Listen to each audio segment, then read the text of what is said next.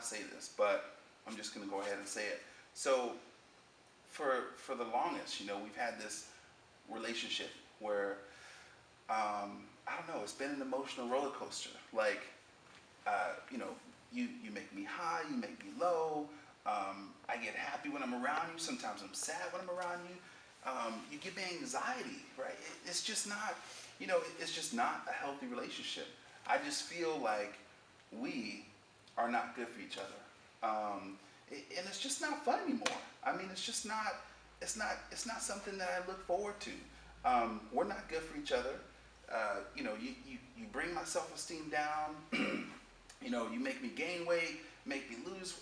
You make me overeat, make me undereat. I don't know what to do anymore. I mean, my head is all messed up because of you. And I want to be nice about it and say, it's not you, it's me. No, it is you.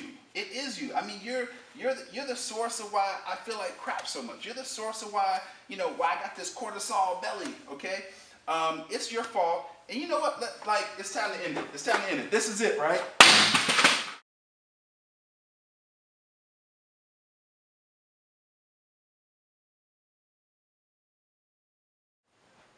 So you guys have seen the intro, and I know it's a little bit dramatic, but I wanted to prove a point. I wanted to prove a point that for years, you probably have been a slave to the scale, and it's not been a healthy relationship for you. So I want to throw at you guys a little bit of some of my reasons why you might want to think about actually breaking up with your scale.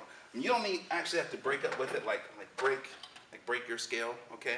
Like I did. I got a little bit emotional. My emotions! My emotions!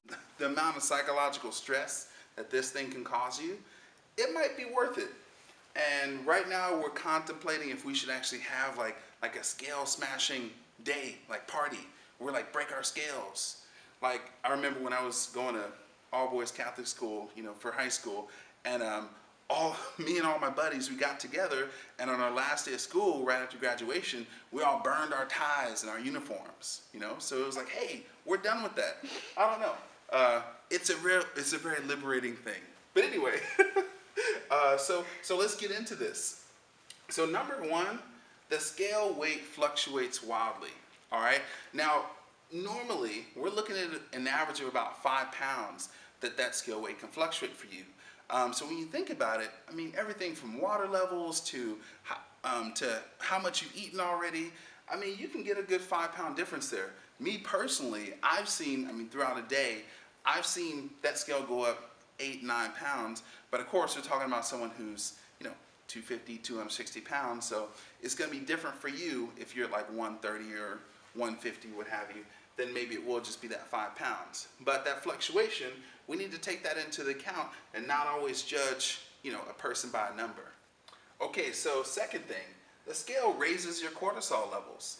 So when we talk about cortisol, we actually mean that psychologically, this scale can actually raise your levels by just you knowing that it can go up, it can go down, and you're going to base what you're going to do for the next day, maybe the rest of the day, maybe the next month, off of what that number is. So let me put this into perspective for you. So now when you come up to the scale, normally you might go through a little bit of a mental routine. Maybe that routine is, hey, no matter what the number says, I'm going to stick to my guns. That should be your routine. But maybe your routine is, oh man, I hope that meal that I ate last night doesn't impact my weight. Okay, let me get on. That anxiety that you have, those feelings that you have, that's cortisol rising, okay? And that's going to bring us to our next thing. That cortisol can actually cause fat gain. That cortisol can actually get you fatter, right? So when we're looking at that, we need to take into account that a lot of those pills out there that you see where they're talking about, hey, this is going to help to blunt cortisol. Cortisol can help to add to belly fat and so on and so forth.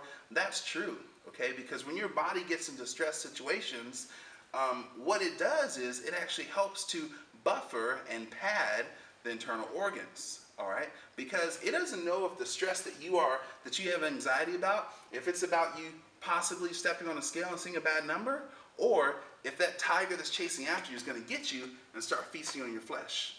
Seriously.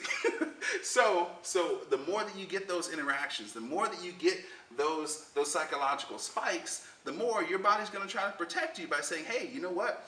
If a tiger is coming for me and it's chewing through my abdominal cavity, if I have more abdominal fat, it's going to take longer for it to get to my internal organs, all right?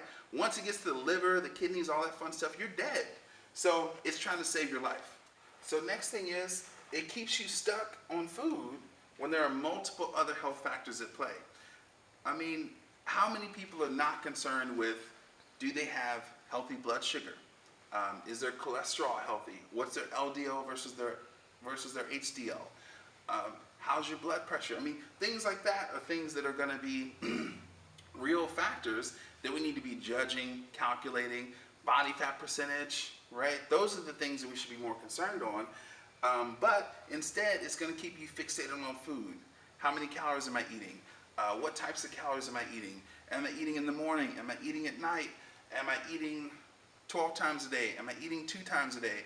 I think that between the types of things that I've done versus what a lot of you guys have done, I mean, I'm eating like 2 times a day normally, and I use that in order to gain muscle. I do that in order to lose body fat. And the main thing is, I found something that works for me, okay? Instead of always running with the Joneses of, okay, let's try this, let's try this, let's try that, let's try that. If you can find something consistent, that's the main thing.